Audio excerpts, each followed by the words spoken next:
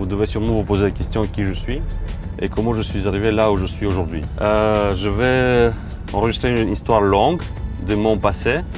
Une fois de plus, si jamais vous voulez connaître un peu plus de détails sur mon passage, qui ont été coupés au montage, vous n'avez qu'à écrire dans les commentaires. Je vous ferai un plaisir pour approfondir un sujet concret.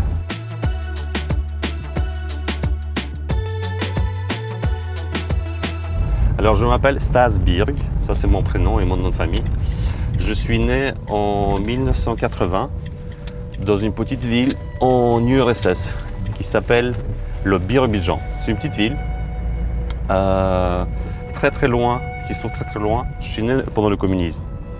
Le communisme, écoutez, c'était une enfance très riche parce qu'on était coupé de l'information, je peux dire ça comme ça. Et le bonheur était dans le fait qu'il n'y avait pas d'information.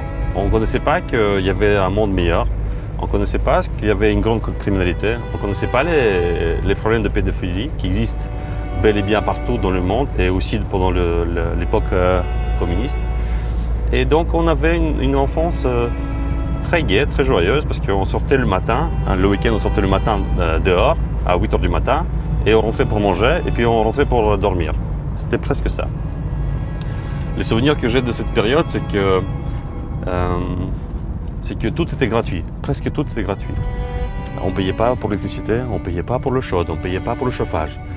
Donc ça a ses avantages, ça va de soi que tout est gratuit. Par contre, le problème c'est qu'on dévalorise, on banalise la valeur de ce qu'on reçoit en fait. Et in fine, ce qui s'est passé souvent, c'est que quand on avait chaud en hiver, alors qu'il faisait moins 30 dehors, tout ce qu'on faisait, c'est qu'on ouvrait la fenêtre. D'accord ? Donc il y avait cette dévalorisation de choses qui ne coûtaient rien. Donc ça, c'est le côté pervers du communisme. Lorsqu'il y a rien qui coûte, lorsqu'un objet, un produit coûte rien, c'est que ça vaut rien. Et donc on peut se permettre de faire n'importe quoi et le détruire quelque part, le vandaliser, si je peux utiliser ce terme-là. Et donc on perdait la vraie valeur des choses. Donc d'où le concept de l'argent est important à instaurer dans n'importe quel produit pour pouvoir le valoriser et pouvoir en profiter au maximum. Et donc c'est comme ça qu'on a vécu pas mal de temps. Une chose importante à dire, c'est que moi je suis de religion juive et en Russie l'antisémitisme est assez banalisé. On pouvait me dire dans la rue sale juif. C'était interdit quelque part, mais c'était aussi toléré. Mais c'était impensable que le maire d'une ville puisse être juif. Donc, tout le monde savait qu'il est juif, lui il ne sera jamais juif. Ça devait être un russe, d'accord? Donc cet antisémitisme, il était omniprésent, d'accord? Nous on vivait avec parce qu'on pensait que ça fait partie de la politique, c'est normal que ça doit être comme ça, tellement c'était banalisé. Au point où on avait un passeport interne et dans un des champs, c'était indiqué nationalité et dans mon passeport, je peux vous montrer, il est indiqué ma nationalité juive.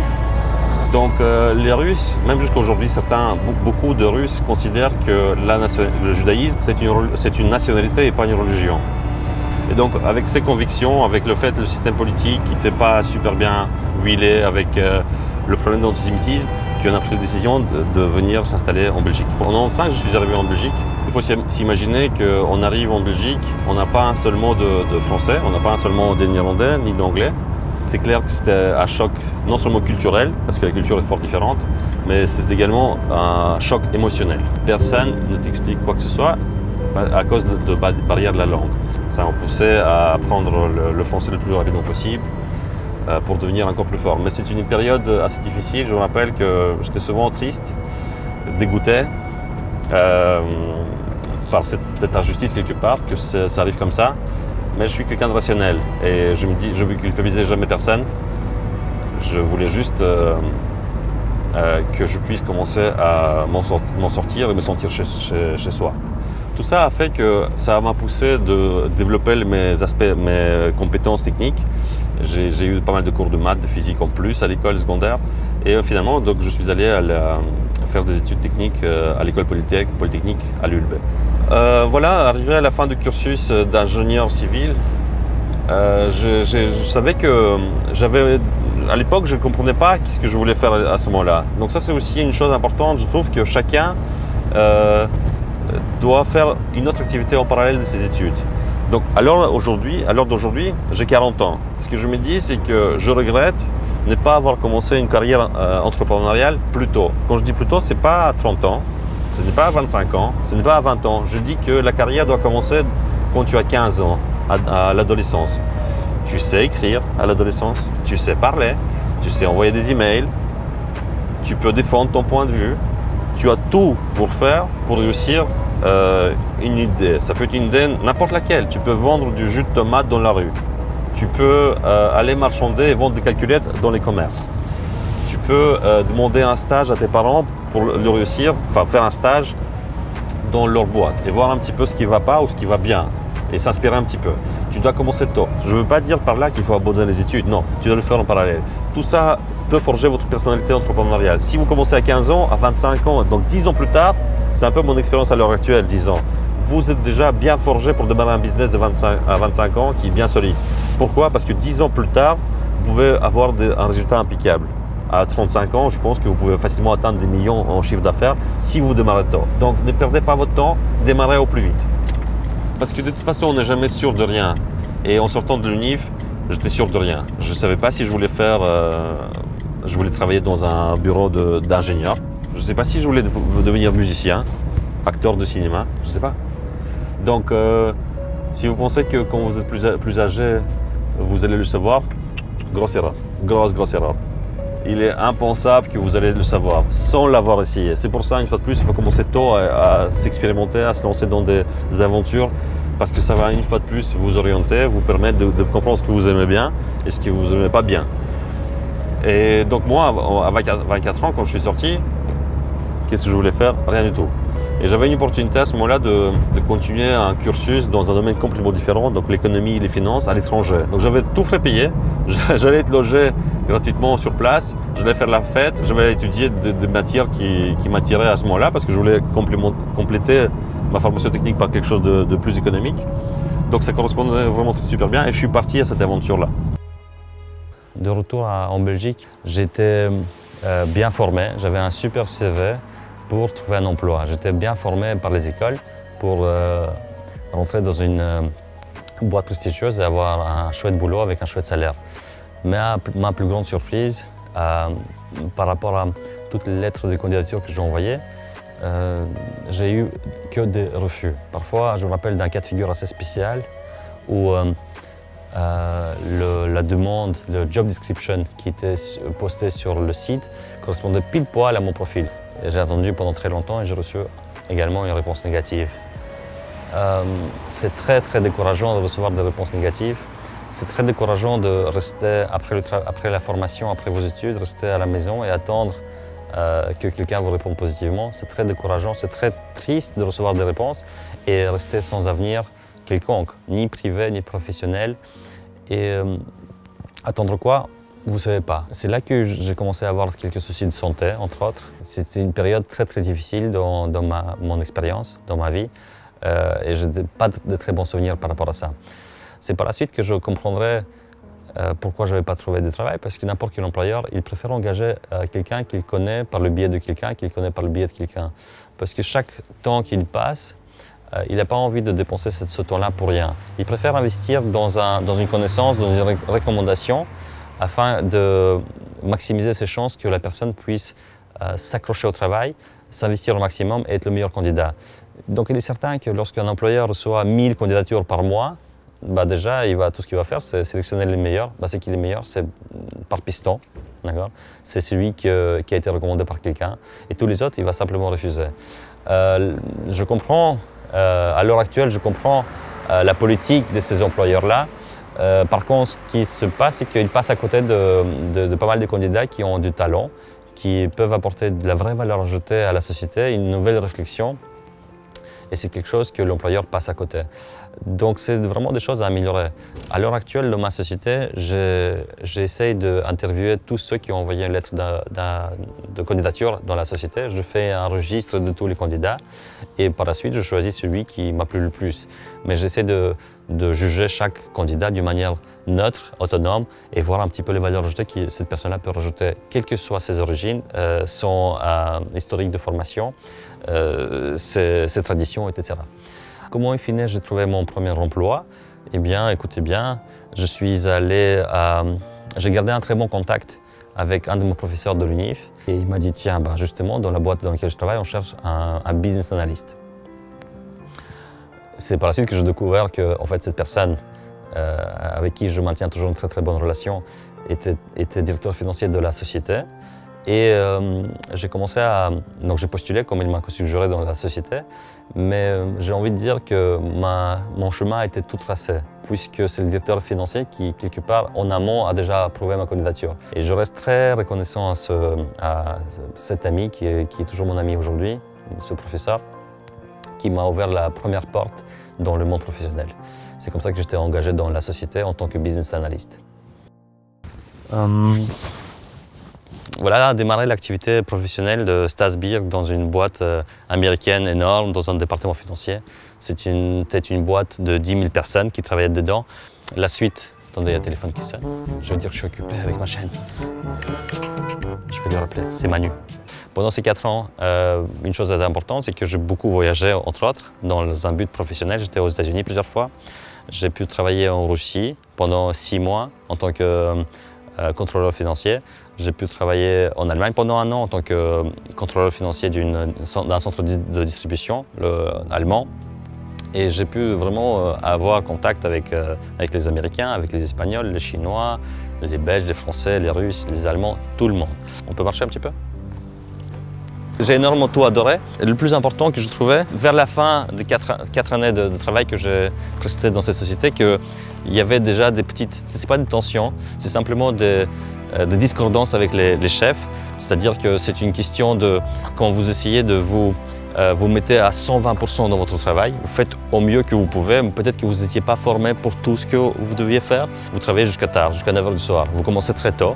Et in fine, 1 année plus tard, votre manager qui est basé ailleurs, qui ne sait pas exactement ce que vous faites, vient vous voir pour dire, écoute, tu sais quoi, l'année, ça ne s'est pas bien passé, et donc ton bonus, tu ne l'auras pas cette année-ci. C'est un truc qui démotive fortement. Donc un manager qui gère les équipes, le conseil pour lui, c'est de juger d'une manière objective. Comment faire ça? Être près des équipes, avoir un contact permanent, que ce soit par Zoom, par téléphone ou venir sur place. Être certain que les employés sont bien formés. Attention, sinon tu vas te faire écraser. C'est être certain que les employés sont bien formés pour les juger d'une manière objective. Et si jamais il y a un bonus que vous ne voulez pas attribuer à quelqu'un, attention, c'est une belle voie pour la personne de se casser, d'accord? Parfois, souvent, les gens peuvent se vexer. Je ne peux pas dire que j'étais vexé, simplement j'étais en désaccord par rapport à le jugement qu'on m'a accordé. Et donc attention à cet aspect-là, le management du personnel. Ce que je fais aujourd'hui, c'est que j'essaie d'avoir un contact très proche et assez régulier avec tous mes employés pour comprendre quelles sont les difficultés et essayer de remédier. Si je vois un problème, la première chose, c'est la formation de la personne pour qu'il puisse tout de suite montrer qu'il est capable d'apprendre et redevenir encore une fois qualitatif dans son travail. Ceci étant dit, c'est un point de départ qui a fait mon déclic, que tôt ou tard, de toute façon, il y a quelqu'un qui sera mécontent de mon travail là, malgré le fait que je me suis donné à 120%, d'une part. D'autre part, il y avait aussi certains cas de figure dans la société où on licenciait des gens qui avaient déjà 50, 55 ans. Vous imaginez un peu la déprime qu'il a eue? Est-ce que vous pensez qu'à 55 ans, il va trouver encore un boulot par la suite? J'ai des forts doutes. Et je voyais la situation arriver et je me suis dit, est-ce que moi j'ai envie de me retrouver comme ça à 55 ans, être mis à la porte et être déprimé à la maison, ne rien faire, malgré le fait qu'il a touché un golden parachute? C'est pas l'argent qui fait le bonheur, c'est surtout l'activité tous les jours que vous faites qui doit vous amuser et vous devez prendre le pied. In fine, je me suis dit en tête que je vais partir. Comment est-ce que je compte partir de la société? Vous savez très bien que si j'allais partir de mon propre gré, j'allais pas pouvoir bénéficier du chômage alors que je n'avais rien derrière. Et donc j'ai fait de sorte pour qu'on puisse me licencier quelque part. Comment vous faites ça? Eh bien, je vais vous raconter ça tout de suite. Chouette que vous êtes encore là. L'attention est là? Alors, écoutez bien comment se faire licencier. Il faut déjà trouver le responsable, d'accord, avec qui vous avez un bon contact. C'est la première chose. Écoute, avec mon supérieur immédiat, le contact était là, mais je sais qu'il n'allait pas me faire sortir facilement. Donc je suis allé voir une couche supérieure. Et je lui dis la chose suivante, très simple. Je lui dis, écoutez, moi, mon travail ne me plaît plus, j'aimerais bien que la société mette un terme à mon contrat. C'est ça le life hack. Vous mettez la responsabilité pas sur vous, mais sur votre employeur, que le travail ne plaît plus, que c'est la faute de l'employeur et vous demandez gentiment au chef, à celui qui est cohérent, qui est rationnel, qui comprend qu'il ne faut pas garder les gens à tout prix, d'accord? Qu'il faut mettre un terme à votre contrat. Il a tout de suite compris le message, il est allé voir les HR et je pense 1 ou 2 mois plus tard, tout de suite j'étais mis au préavis et 2 ou 3 mois plus tard, j'ai arrêté de travailler pour cette société-là. Et mon supérieur immédiat, il ne pouvait plus rien faire. Parce que lui, à mon avis, il ne voulait pas du tout me lâcher. Parce que j'avais beaucoup de connaissances que je devais transmettre et que je donnais un coup de main dans le boulot qu'il faisait. Donc, c'est aussi un aspect d'ailleurs, j'ouvre une parenthèse, les interactions par rapport à celui qui va vous lâcher et celui qui ne veut pas vous garder. Et donc, il faut vraiment comprendre le fonctionnement des intérêts de chacun dans la société pour pouvoir pour que la décision soit prise en votre faveur et pas le contraire. C'est comme ça que je suis sorti de la société. Avec un C4, le bon C4, je me suis mis tout de suite au chômage et le chômage m'a beaucoup donné un coup de main. Merci l'ONEM.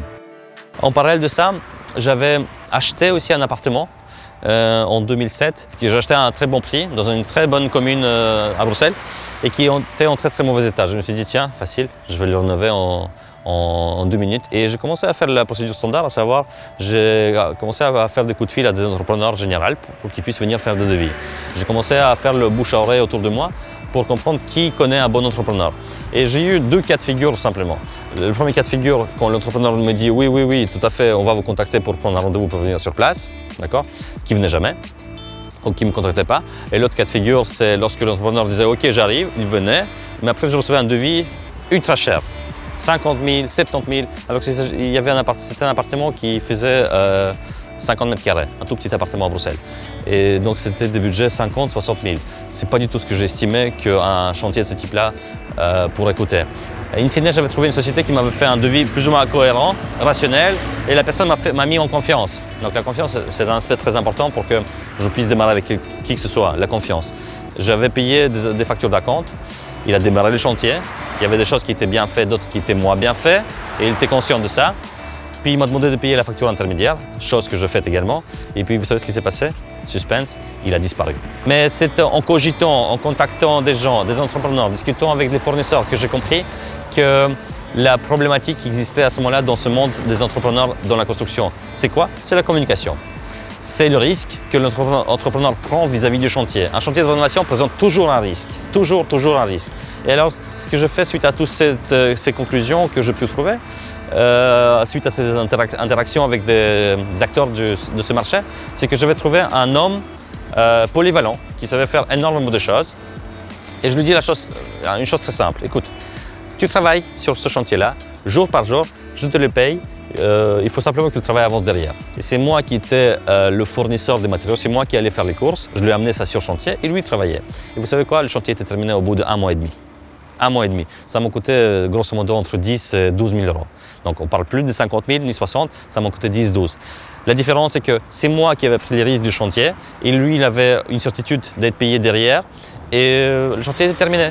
C'est là que je me suis dit tiens, il y a un marché à prendre et la société, en tout cas la pensée, l'idée de BeBuild a été créée et BeBuild c'est une société aujourd'hui avec, attention tu vas toucher encore un poteau là, j'ai encore besoin de toi, tu sais ça, pas juste aujourd'hui. Et enfin la société BeBuild a été créée, aujourd'hui on a près de 15 personnes qui travaillent dans la société, moi et mon frère compris. On a 6 camionnettes, on a des chantiers, on a un planning, on a plein de choses. Mais tout ça c'est pour la prochaine vidéo. Lorsque j'ai fini mon appartement et j'ai compris les risques et les conséquences et les doutes des clients et les problèmes des ouvriers et les problèmes des fournisseurs. Lorsque j'avais compris ça, la société de construction BeBuild a été créée, en tout cas dans la tête. Et comment est-ce qu'on a démarré ça? On a démarré de la manière suivante. Thibaut, viens, je vais déjà te faire passer ici. Là, on se trouve au siège, donc là, c'est la zone de chargement, déchargement du conteneur. N'importe quel entrepreneur doit réfléchir à 3 choses pour l'endroit de là où il est localisé. Il doit avoir des bureaux, on va les voir tout de suite. Il doit avoir l'entrepôt pour les outils. Et il doit avoir un emplacement de conteneurs, pas n'importe lequel. Pour avoir la place pour au moins 3 conteneurs pour pouvoir trier. Non seulement c'est bien pour l'écologie, mais aussi c'est parce que c'est plus économique. Et donc l'idée de BeBuild a été créée Comment est-ce qu'on a démarré? Tout simplement, on a commencé à faire le bouche à oreille. Bouche à oreille, ultra important, essayer de faire le bouche à oreille. Comme ça que nous on a démarré, on a commencé à parler autour de nous. On avait nos sous-traitants qui étaient derrière. On était sûr de leur qualité, on était certain de leur disponibilité et on savait comment travailler avec eux pour qu'ils soient satisfaits par rapport au paiement, etc. Et donc c'est comme ça qu'on a démarré. On a eu un premier chantier de cette manière-là qui s'est bien passé. Donc moi je faisais mon prix vers le client final et ensuite je mettais simplement les sous-traitants sur place, toujours en régie. En régie veut dire vous travaillez une journée, vous vous touchez pour une journée. C'est là qu'on avait créé le BB Planning. C'est quelque chose que je vais montrer déjà dans le bureau. Pour l'instant, tant qu'on est ici à l'extérieur, je vais montrer les conteneurs encore une fois par rapport à ce qu'il y a à l'intérieur. Regardez-moi ça. C'est quoi du bricaillon? Le bricaillon, c'est tout ce qui est fait à la base des matériaux naturels. Hein. Ça, c'est de la terre cuite. Est-ce que ça, c'est un matériau naturel? Non. Ça va encore. Thibaut, tu montes pour montrer ce qu'il y a à l'intérieur ou pas? Ou c'est pas ton truc? Qu'est-ce qu'on a fait? On a créé un logiciel, on va montrer tout de suite, qui est en ligne et qui permet la communication avec tout le monde en fait.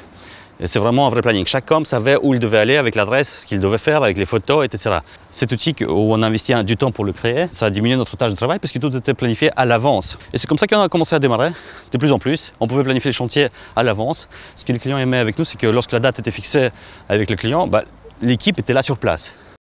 Lorsqu'on a décidé d'arrêter de collaborer avec cet sous-traitant et de faire migrer cette main-d'œuvre du personnel dans la société pour avoir accès, avoir le contrôle sur la main-d'œuvre, ne pas avoir de risque de perdre un chantier, ne pas venir sur chantier, et être responsable pour ses équipements, ses outils, ses camionnettes, responsable pour les assurances qui suivent derrière pour vraiment offrir un service professionnel au maximum et avoir le contrôle sur ce que nous proposons aux clients. Là, je vous amène, venez avec moi.